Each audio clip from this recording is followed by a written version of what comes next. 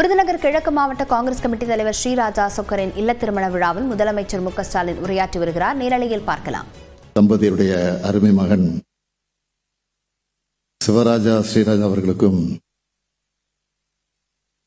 தொழிலதிபர் திரு சரவணன் சுசீலா தம்பதியுடைய அருமை மகள் சாலுபாரதி அவர்களுக்கும் நம்முடைய அன்பான வாழ்த்துக்களோடு இந்த மணவிழா நிகழ்ச்சி நிறைவேறியிருக்கிறது. இந்த மணவிழா நிகழ்ச்சியில பங்கேற்று மணவிழாவை நடத்தி வைத்து மணமக்களை வாழ்த்துகிற வாய்ப்பு பெற்றமைக்கு நான் மிகுந்த மகிழ்ச்சி அடைகிறேன், பெருமைப்படுகிறேன். இந்த மணவிழா நிகழ்ச்சி ஒரு சீர்திருத்த திருமணமாக, சுயமரியாதை உணர்வோடு நடைபெறக்கூடிய திருமணமாக நடந்தேறி இருக்கிறது என்பது உங்களுக்கெல்லாம் நன்றாக தெரியும்.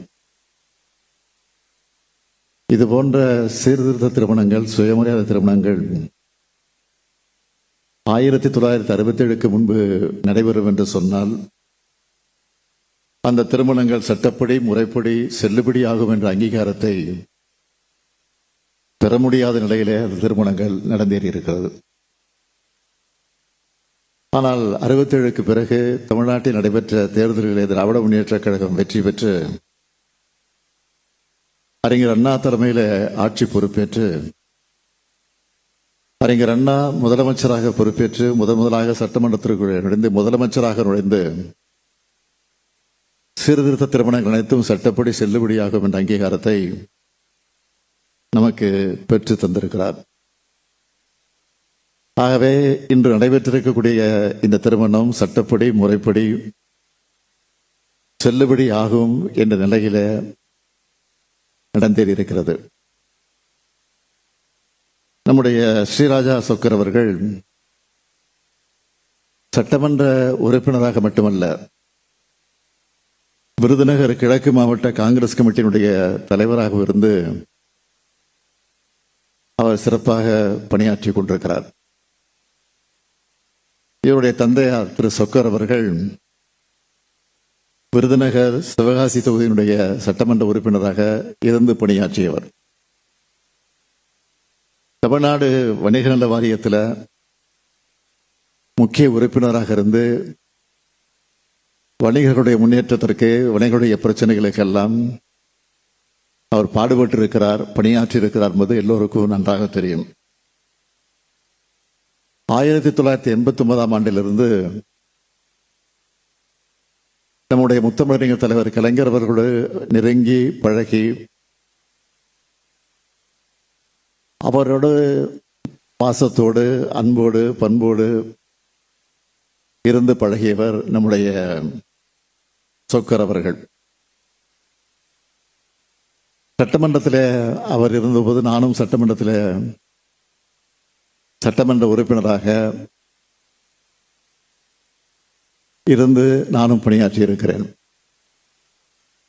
சட்டமன்றத்திலே பேசக்கூடிய பேச்சுக்களை எல்லாம் நான் ரசித்ததுண்டு, வியந்து எண்ணியது உண்டு.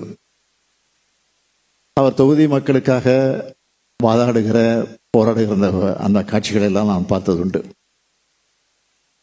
இன்னொரு நிகழ்ச்சியை கூட நான் சொல்ல வேண்டும். ஒரு முறை சட்டமன்றத்தில் அன்றைக்கு அமைச்சரவையில் இடம்பெற்றிருந்த ராமகிருஷ்ணன் என்கிற ஒரு அமைச்சர் அவருடைய மானிய கோரிக்கையை அங்கே விவாதித்து அதற்கு பதில் சொல்லுகிற போது அவர் பேசி முடித்ததற்கு பிறகு சில அறிவிப்புகளை வெளியிட்டார். அந்த அறிவிப்புகளை வெளியிடுகிற போது அதை முழுமையாக படித்தார். அப்படி படிக்கிற நேரத்தில் படிச்சு முடிச்சதை திருப்பியும் படிக்க ஆரம்பிச்சார். காரணம் என்னவென்று கேட்டால், அந்த அறிவிப்பினுடைய பட்டியலை டைப் செய்யும் போது ஜெராக்ஸ் காப்பி எடுத்திருக்கிறாங்க. அந்த ஜெராக்ஸ் காப்பியை வச்சு அவர்கிட்ட கொடுத்துட்டாங்க. அது அவருக்கு தெரியாது. அதனால பதட்டத்தோடு படிக்கிற போது திருப்பி அதையே படிக்க ஆரம்பித்தார். உடனே சொக்கர் அவர்கள் சட்டமன்றத்தில் பாயிண்ட் ஆஃப் ஆர்டர் என்று சொல்லி எழுந்து பேரவைத் தலைவர் அவர்களே, அமைச்சர் அவர்கள் படித்ததை திருப்பி படிக்கிறார் என்று சட்டமன்றத்தில் சொன்னார். உடனே முதலமைச்சராக இருந்த கலைஞர் அவர்கள் எழுந்து, நானும் கவனித்தேன், அவர் ஏன் படித்தார் என்று நினைக்கிறேன் என்று கேட்டால், அவர் படிக்கிற போது நம்முடைய சொக்கர் அவர்கள் கொஞ்சம் கண்ணை மூடிக்கொண்டு ஏதோ யோசித்துக் கொண்டிருந்தார். ஒருவேளை அயர்ந்து தூங்கிவிட்டாரோ என்று கருதி ஒருவேளை திரும்பி படித்திருப்பார், எனக்கு தவறாக நினைத்து விட வேண்டாம் என்று சொல்லி அதை சமாளித்து ஒரு நகைச்சுவையான ஒரு சம்பவத்தை அங்கே ஏற்படுத்தினார்கள். எதற்காக அதை சொல்கிறேன் என்று சொன்னால், அந்த அளவிற்கு சொக்கரும் கலைஞரிடத்தில் உரிமையை பெற்றவர், பாசத்தோடு பழகியவர்.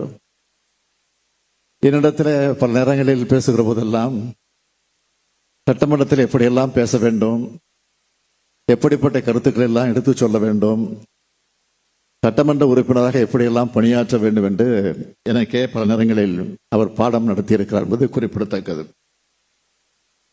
தலைவர் கலைஞருடைய கையால முதலா தமிழ்நாடு அரசினுடைய காமராஜர் விருதை நம்முடைய சொக்கருக்கு தான் தலைவர் கலைஞர் தேர்ந்தெடுத்து முதலாக அவர் வழங்கினார்.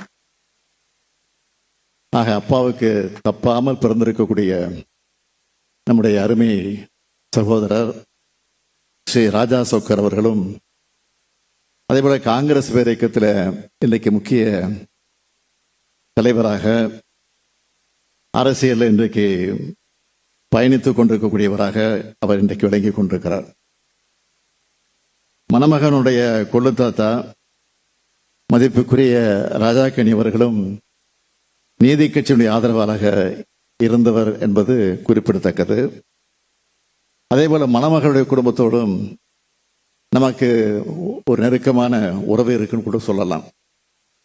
எப்படின்னு கேட்டீங்கன்னா, காஞ்சிபுரத்தில் நம்முடைய பேரறிஞர் அண்ணாவுடைய இல்லத்துக்கு எதிரில் தான் மணமகளுடைய தந்தை சரவணன் சந்திரசேகரன் அவர்கள் வீடு இருக்கு. ஆக இப்படிப்பட்ட இந்த 2 குடும்பங்கள் இன்றைக்கு அண்ணா அறிவாலயத்தில் கலைஞர் அரங்கத்தில் நடைபெறக்கூடிய இந்த இனிய மனவிழாவில் இணைகிறது உள்ளபடி நமக்கெல்லாம் மகிழ்ச்சியை தந்து கொண்டிருக்கிறது. திராவிட முன்னேற்றக் கழகமும் காங்கிரஸ் பேரியக்கமும் ஒரு காலத்தில் வெவ்வேறு பாதைகளை பயணிச்சிருந்தாலும், ஆனால் இன்னைக்கு நாட்டுடைய நன்மைக்காக, நாட்டினுடைய நலனுக்காக, தமிழ்நாட்டினுடைய வளர்ச்சிக்காக, அதையும் தாண்டி இந்திய நாட்டினுடைய ஒற்றுமைக்காக ஒரே அணியில அதே சிந்தனையோடு நாம் பயணித்துக் கொண்டிருக்கிறோம் என்பதுதான் குறிப்பிடத்தக்கது. அதிலேயும் இன்றைக்கு காங்கிரஸ் கட்சியினுடைய இளம் தலைவராக விளங்கிக் கொண்டிருக்கக்கூடிய நம்முடைய அருமை சகோதரர் ராகுல் காந்தி அவர்கள் தனிப்பட்ட முறையில் என் மேல காட்டக்கூடிய அன்பை அதை என்னால் வார்த்தைகளால் சொல்ல முடியாது.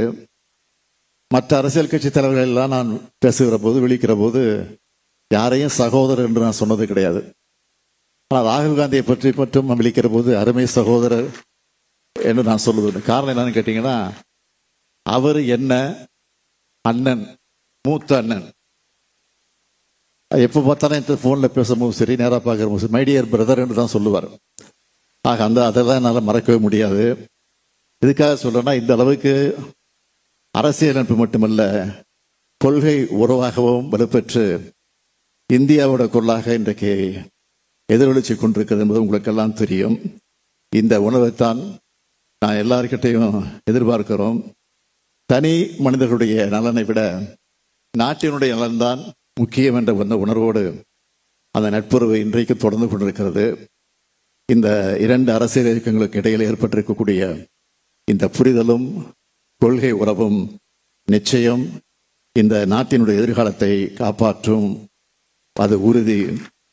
இந்த மகிழ்ச்சியான நேரத்தில் நான் மணமக்களை அன்போடு கேட்டுக்கொள்ள விரும்புவது, மணமக்களுக்கு அவர்களுக்கு பிறக்கக்கூடிய இந்த குழந்தைகளுக்கு அழகான தமிழ் பெயர்களை சூட்டுங்கள் என்று நான் இந்த நேரத்தில் நான் பெற்றிருக்கக்கூடிய இந்த உரிமையோடு அந்த குடும்பத்திற்கு என்னுடைய வேண்டுகோளாக வைத்து, மணமக்கள் எல்லா நன்மைகளையும் பெற்று சிறப்போடு வாழ்ந்திட வேண்டும். புரட்சி கவிஞர் பாரதிதாசன் சொன்னது போல, வீட்டிற்கு விளக்காக நாட்டிற்கு தொண்டர்களாக இருந்து மணமக்கள் வாழ்க வாழ்க வாழ்க என வாழ்த்தி விடைபெறுகிறேன். நன்றி, வணக்கம்.